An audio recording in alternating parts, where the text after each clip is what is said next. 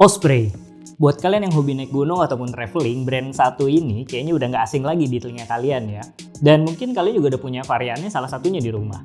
Tapi tahu nggak ada fakta menarik mengenai Osprey yang gue pengen sharing sebenarnya di sini. Dan mungkin itu bisa bermanfaat juga buat kalian. Kita bedah value dari brand Osprey ini.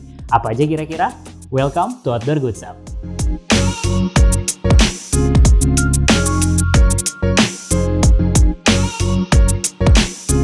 Mike Fotenhauer, founder dari brand Osprey, lahir tahun 1953, 6 bersaudara, dan dia kenal alam itu lewat ayah sama keluarganya. Satu hal yang menarik dari Mike muda ini adalah semangat kreator atau menciptakannya. Kalian bisa bayangin ya, Mike muda ini bisa membuat perahu kano sendiri, frame sepeda sendiri, dan menariknya dia belajar menjahit dari ibunya gitu loh. Dan di usia 16 tahun akhirnya dia bikin brand tas secara handmade, namanya bukan Osprey saat itu, tapi Santa Cruz Recreational Packs. Di tahun 1974 akhirnya Osprey lahir. Nah, pada saat pertama kali lahir, dia mutusin buka retail store pertamanya. Menarik nih, jadi retail store ini menerima custom gitu loh. Tas-tas yang memang dibuat oleh Mike itu di custom. Jadi orang-orang traveler dateng, ngukur tinggi badannya berapa. Setelah itu dibikinin tasnya sama Mike, nunggu beberapa hari. Tapi karena custom itu tas yang emang fit dan proper banget gitu loh, cocok juga sama si penggunanya. Akhirnya si Osprey ini dikenal lewat pemasaran dari mulut ke mulut gitu loh, dan orang-orang pada akhirnya bisa kenal Osprey dari situ. Nah, terus di tahun 1987 akhirnya Mike mutusin, aduh kayaknya nggak bisa custom mulu nih, kita harus produksi massal. Bergeserlah dia ke Dolores, Colorado, mikirin nyari pabrik dong. Kebetulan waktu itu ada pabrik Gore-Tex yang tutup dan akhirnya dia tempatin di situ. Mike fokus di desain, lalu dia hire tuh 7-8 penjahit. Nah, menariknya nih, penjahit-penjahit yang ada di sana adalah orang-orang asli Navajo namanya. Orang-orang yang biasa bikin selimut-selimut tradisional. Tapi mereka ini dipekerjakan oleh Mike dan menariknya banyak yang masih bertahan gitu loh sampai sekarang. Jadi spirit Osprey kejaga banget dari situ.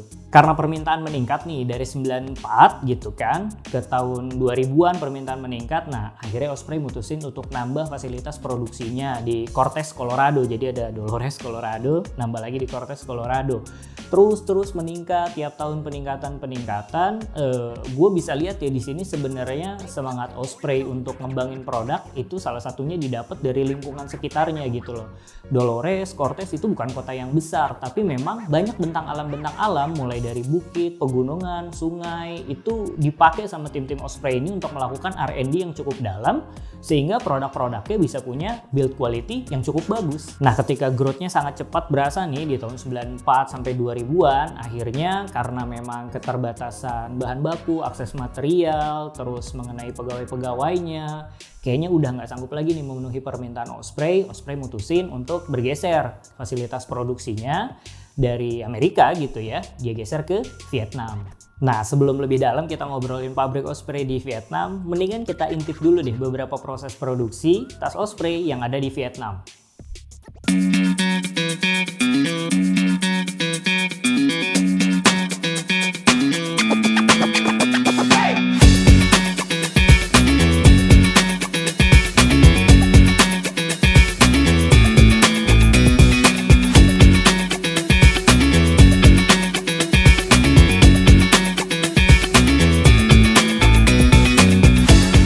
Pabrik partner untuk brand Osprey ini berlokasi di Ho Chi Minh City, Vietnam. Kapasitasnya itu ada 2.500 pekerja. Karena perkembangan Osprey yang cukup baik saat itu di awal tahun 2000-an, bahkan datanya 80% produksi pabrik ini memproduksi tas Osprey saat itu. Osprey ini mulai memproduksi tasnya di Vietnam tentunya karena ada beberapa pertimbangan, mulai dari kemudahan akses material, upah tenaga kerjanya, dan tentunya ada tenaga-tenaga ahli produksi yang memang ada di Vietnam.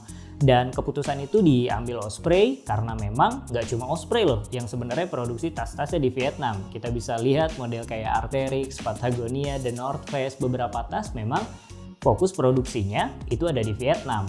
Jadi Mike itu bahkan sempat bilang ya dalam satu wawancaranya, kalau misalkan lu mau produksi tas dengan kapasitas yang cukup baik, high end, ya Ho Chi Minh City, Vietnam adalah salah satu solusinya. Dia bilang di Cina ya ada tempat produksiannya, tapi kalau mau bagus ya lu mesti geser produksiannya ke Vietnam. Dan itu terbukti dengan banyaknya brand US yang produksi tasnya di Vietnam saat itu. Pada proses awalnya nih, perpindahan Osprey dari Amerika ke Vietnam, si Mike nih pengen totalitas banget nih. Jadi dia, keluarga, dan tim inti Osprey pindah juga ke Vietnam. Nah di situ mereka menetap selama 4 tahun untuk memastikan prosedur Osprey dan pengecekan kualitas tas-tas yang ada di sana berjalan dengan baik. Satu hal yang menarik nih, pada saat proses produksi Osprey di Vietnam, Mike Fotenhauer waktu itu menunjuk Queen. Jadi dia ini warga asli orang Vietnam gitu ya, tapi punya kapasitas desain produk untuk memproduksi produk dari nol sampai jadi. Gue ngeliat di sini spirit Mike-nya ini bersambut baik gitu loh. Dia tuh nggak ngobrolin soal produk ini yang bikin siapa, ras Asia atau Amerika, tapi ketika orang ini bisa dan punya totalitas, itu dimaksimalkan oleh Mike, dan Queen sendiri juga menjawab gitu loh tantangan itu. Jadi dia bikin produk di Vietnam, tapi dia sambil tektokan juga nih via video conference dengan Osprey pusat di Amerika. Menarik banget sih kalau di sini gue lihat emang totalitas yang ada dari Mike dan Queen ini. Kalau dilihat dari historinya nih, gue ngeliat memang Osprey ini berkembang dipengaruhi oleh Mike Fotenhauer sebagai foundernya. Baik dari segi desain, pengembangan produk, karena ada filosofi Mike yang memang cukup menarik yang gue coba lihat di sini. My personal philosophy is that I enjoy life more if I'm surrounded by things that I built myself. I understand my surroundings and I connect better with my environment. Dari nilai itu kita bisa lihat ya semangat Mike yang memang seorang maker itu tumbuh dan berkembang lewat semua produk-produk Osprey. Jadi kayak semacam jaminan loh bahwa memang gue bikin tas nih, kata si Mike gitu ya, itu relate dan memang gue pertanggungjawabkan kenyamanannya dan totalitasnya untuk penggunaan kepada para user, dan itu menarik banget sebenarnya. Kalau dari segi brand ya Osprey ini kita nggak bisa bilang brand muda ya, karena memang ada 47 tahun pengalamannya di dunia outdoor gitu, dan dia berpengalaman ikut adaptasi dari nol banget sampai akhirnya berkembang dengan ragam teknologinya yang cukup menarik. Tapi kalau kita lihat ya produk-produk pertama Osprey itu seru banget, kita ngerasain proses dari mana Osprey itu berasal dari start awal sampai saat ini. Osprey juga dikenal dengan desainnya yang fungsional, kekuatannya yang mumpuni, tapi satu hal sebenarnya yang orang-orang cari dari tas, khususnya di Osprey, adalah faktor kenyamanannya. Dan Osprey ini totalitas banget kalau ngomongin kenyamanan. Salah satunya adalah suspension teknologi yang dia buat di setiap tas Osprey itu. Suspension teknologi ini adalah sistem rangka, penahan beban, pengangkat beban yang memang menghubungkan antara si ransel dengan manusianya. Dan kunci kenyamanan tas sebenarnya ada di situ loh. Dalam proses pengerjaan desainnya, Mike Fotenhauer tuh sempat bilang sederhananya kayak gini. Backpack design is as challenging as anything. I consider it like 3D kinetic sculpture. It has to move with your body, and what's more complex than the human body? Dia ngerasa bahwa tubuh manusia tuh kompleks sebenarnya, dan ngerjain tas itu sebenarnya ngerjain unsur 3D yang memang harus nempel dan nyaman banget pada saat dipakai oleh si orang tersebut. Jadi dia berusaha totalitas untuk bikin tas yang emang mengikuti kebutuhan dari si manusia yang memakainya, dan itu terbukti dengan banyaknya tas Osprey yang nyaman banget saat dipakai.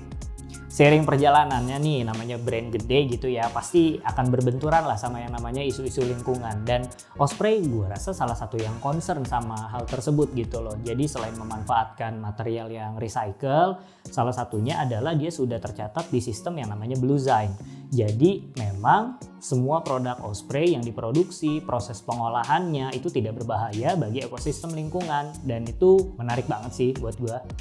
Nah, dari paparan singkat tadi mengenai Osprey, buat gue kesimpulannya Osprey ini adalah brand yang memang fokus produksi di packs atau alat bawa, dan itu menurut gue cukup baik ya, soalnya memang ketika brand fokus pengembangan di satu produk, kerasa banget nih bahwa si produk itu terbangun secara baik, mulai dari R&D-nya, proses pengembangannya, pemilihan material, dan lain-lain gitu. Jadi gue ngerasa Osprey ini cukup worth it dan layak untuk kita apresiasi. Kultur dan fondasi yang memang ditanamkan oleh si Mike Fotenhauer selaku pendiri Osprey, gue lihat juga cukup baik gitu loh dikembangkannya. Kenapa? Karena dia berusaha menjawab permasalahan yang terjadi di sekitarnya melalui produk Osprey ini. Jadi gue ngerasa Si produk ini adalah solusi bagi masalah orang-orang yang memang ada di sekitarnya dan itu relate banget sehingga Osprey dapat diterima dengan baik oleh masyarakat, entah itu di Amerika, Indonesia, bahkan di dunia secara global. Harga produk Osprey pun cukup bervariasi ya, tapi kalau misalkan di segmen Indonesia memang kita perlu nabung dulu nih untuk coba dapetin tas Osprey ini. Nggak masalah, tapi itu worth it banget karena memang kalau dibandingkan dengan depek-depek sejenis atau carrier sejenis, harganya sedikit banyak mungkin bisa lebih mahal gitu. Dan Osprey ini didatangkan oleh PT Egrindo ya, MPI. Jadi Egre ini mendatangkan Osprey selaku distributor tunggal ke Indonesia dan memasarkannya melalui jaringan Egre Adventure Store dan juga toko-toko rekanan outdoor seperti Ozone Adventure. Untuk info detail beberapa retailer yang memang resmi kalian bisa buka aja di ospreypacks.com. Nah, di situ kalian bisa cek daftar list distributor ataupun retailer resmi di setiap negara yang ada di dunia. Salah satunya adalah Indonesia. Oke, jadi ini gambaran mengenai review brand Osprey secara keseluruhan. Bukan review produk memang, tapi gue harap kalian bisa menangkap value yang ada dari brand Osprey ini. Nah, kalau kalian mau Outdoor Good Shop mereview produk Osprey, kalian komen aja nanti langsung di bawah biar kita bisa maksimalin review produk kali ini. Oke, gitu aja. Thank you. See you in the next video.